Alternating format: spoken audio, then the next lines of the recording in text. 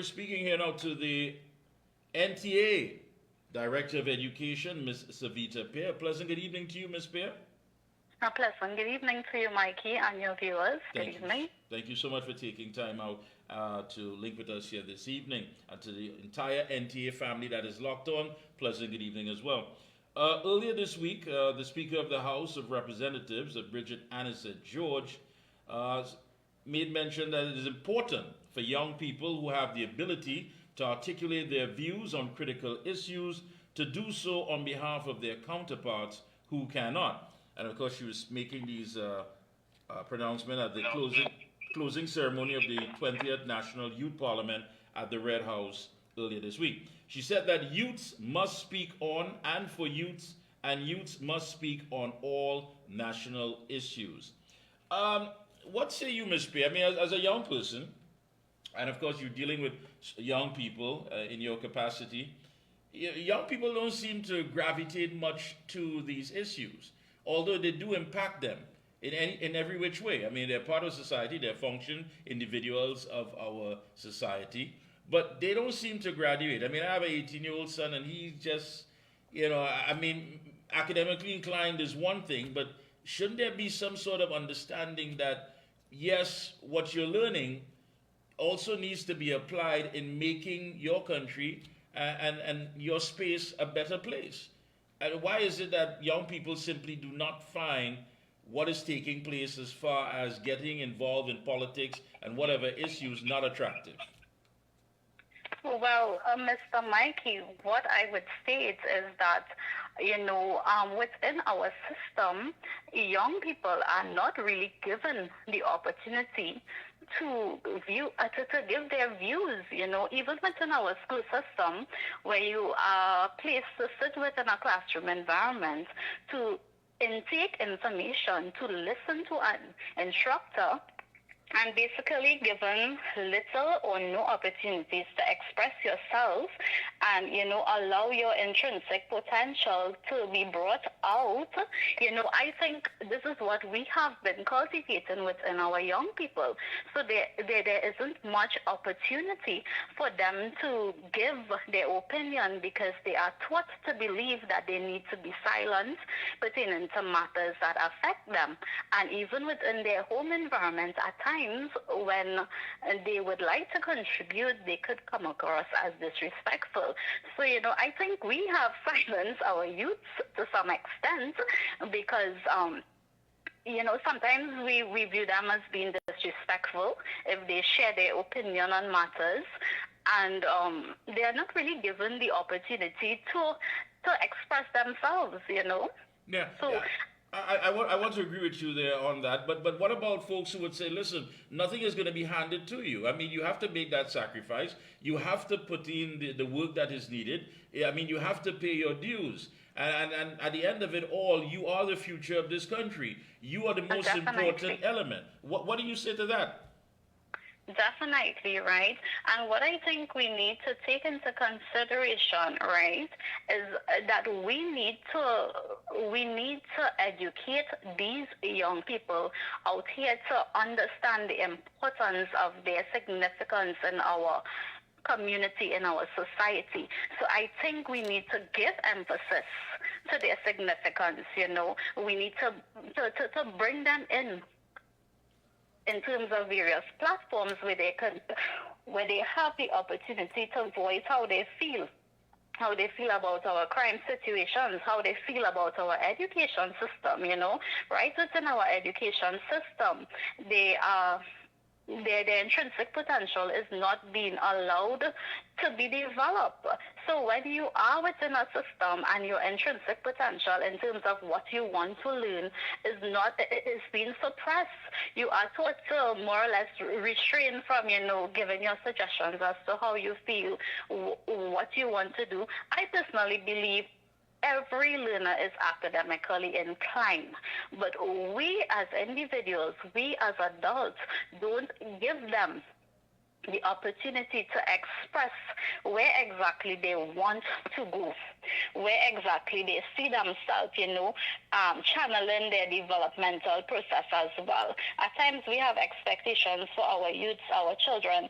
That may not be their expectations, and I think avenues need to be created where youths have the opportunity to voice their opinions, to speak out on issues that are currently taking place within our society. No, that's all good and well. I mean, honestly and truly, it sounds good. It looks good on paper. I can tell you that, where young people are able to express themselves. As a matter of fact, I mean, you may not say, but I will say it. My back is broad enough, and I tell people this all the time. I believe that every child is a born genius. Unfortunately, yes, definitely. but unfortunately, some have parents, and the problem with that is that they are limited. They are limited because there are some parents who may not understand as far as this young bright individual who definitely has a blank canvas, and their expression may come across, as you said earlier, it may be a bit offensive, it may be a bit standoffish, but how do we get that conversation going?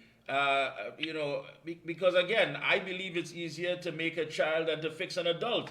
When you've reached a certain age, you're stuck in your ways. That's what it is. Let's be honest. And I think this is what brings about the fact that we are stagnant on so many levels as a people. The human index here is what we need to invest in, and that is our young people. And just to tell them to get involved is not going to be enough. There has to be more than that. There has to be encouragement. So how do we get that conversation started?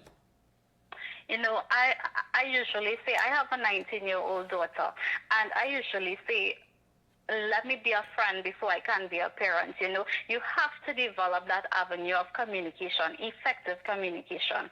And I believe too, parents need to be schooled in terms of effective communication, because at times, we all want the best for our children. We all want to see them follow the right path, go in the right directions, make the right choices, decisions.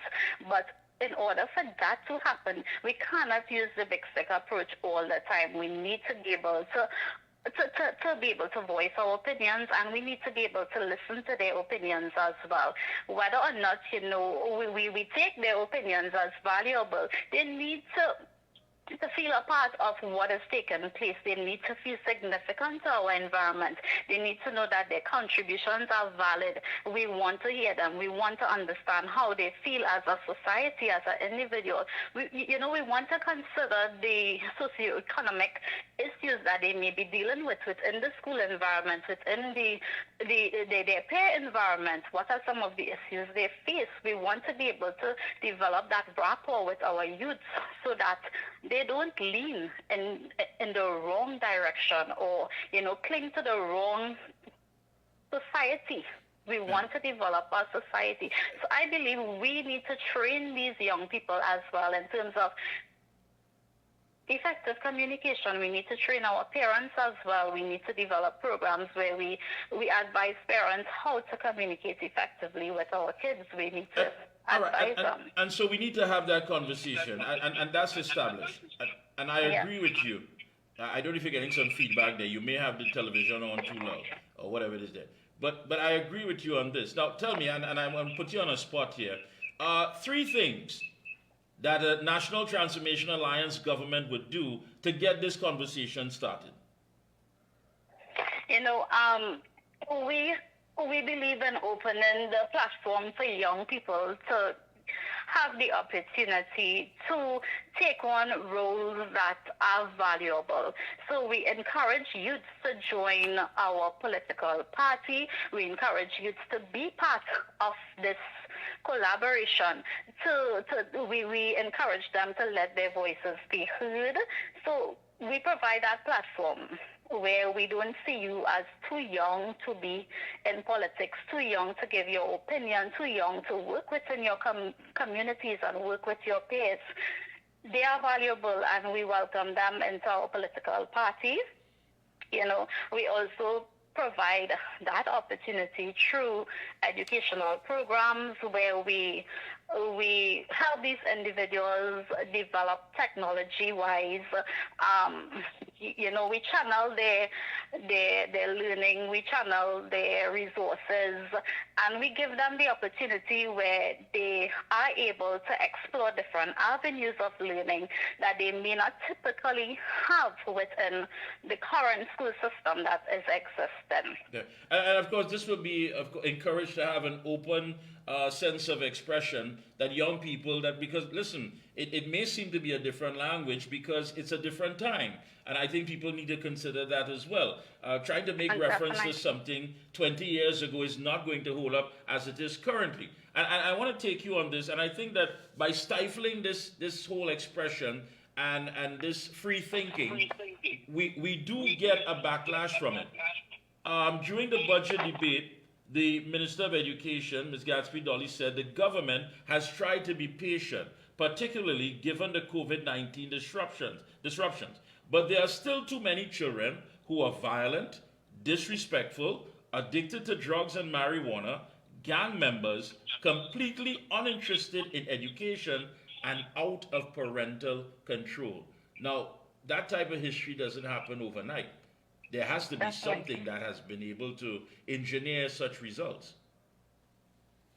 I agree with you, Mr. Mikey. Now, when you belong to a system that you have feel suppressed for so very long, eventually you will begin to retaliate.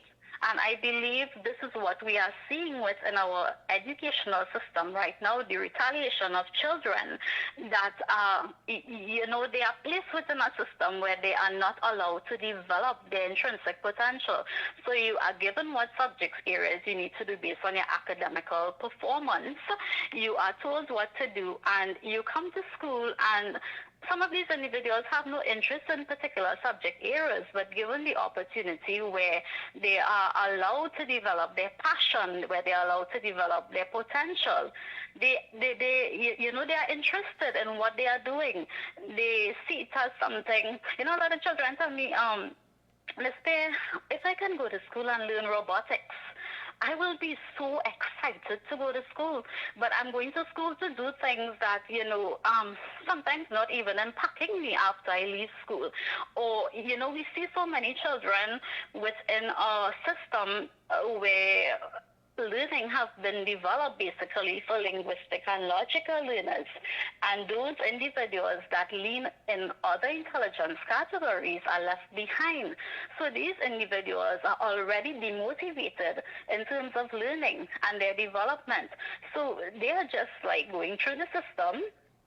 And these are the individuals we usually label as troublemakers, or we begin to think that, they are not capable of learning, or they lack some sort of academical deficiency, or, and when we give this energy towards these children, we give them a negative self-perception, and so they come to school and, okay, so if you label me a troublemaker, if this is how you view me, I basically will give you that result.